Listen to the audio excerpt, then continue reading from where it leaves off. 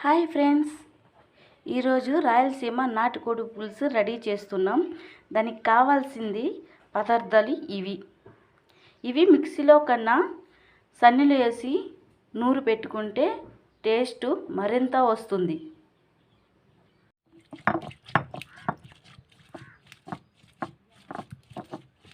చూడండి ఫ్రెండ్స్, ఇందాకలా మనం ఫేస్ చేసుకున్న గరం మసాలా, కొత్తిమీర, టమాటా, ఉల్లిపాయ, కరివేపాకు, చికెన్. ఇప్పుడు మనం రెడీ చేసుకోబోతున్నాం. ఇదిగో పెన్నం ముందుగా పెట్టి ఆయిల్ పోస్తున్నాను. చూడండి,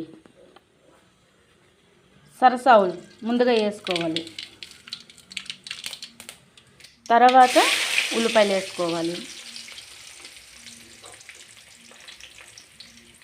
తర్వాత కరివేపాకు వేసుకోవాలి.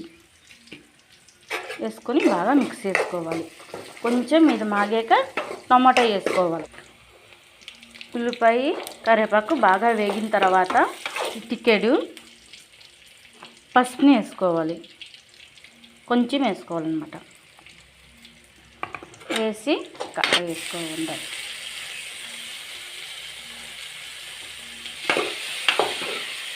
కలిపి కొంచెం సాల్ట్ వేసుకొని, సాల్ట్ తగినంత మిక్స్ చేసుకోవాలన్నమాట. ఇట్లా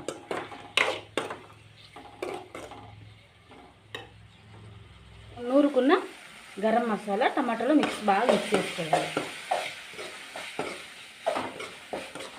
బాగా ఇది వాసన రాకుండా ఆయిల్లో ఫ్రై చేసేవాలి. టమాటాలో కూడా మిక్స్ చూడండి.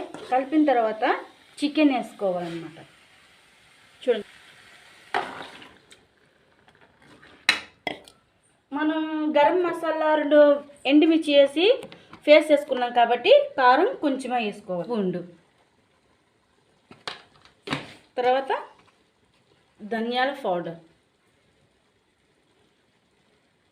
ఒక స్పూన్ మీద కొంచెం వేసుకోవాలి. ఎందుకంటే నాటు మిరపకాయలు వేసుకున్నాం కాబట్టి కొంచెం కారంగా ఉంటుంది. కారం తగ్గించడానికి ధనియాల పౌడర్ యూజ్ చేస్తాం. ఇట్లా మిక్స్ చేసుకోవాలన్నమాట.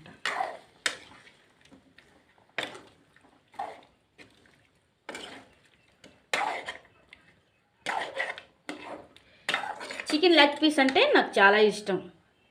ఇది చూడండి, అందుకని మా సీవారు మాకు వచ్చి చికెన్ లెగ్ పీస్ తెచ్చినారు. అంతే, లాస్ట్లో కొత్తిమీర వేసుకోవాలన్నమాట. చూడండి, కొత్తిమీర కొంచెం ఎక్కువ వేసుకుంటే చాలా. కానీ మీకు నచ్చినట్లయితే ఒక లైక్ చేయండి, ఒక సబ్స్క్రైబ్ చేయండి. Thank you.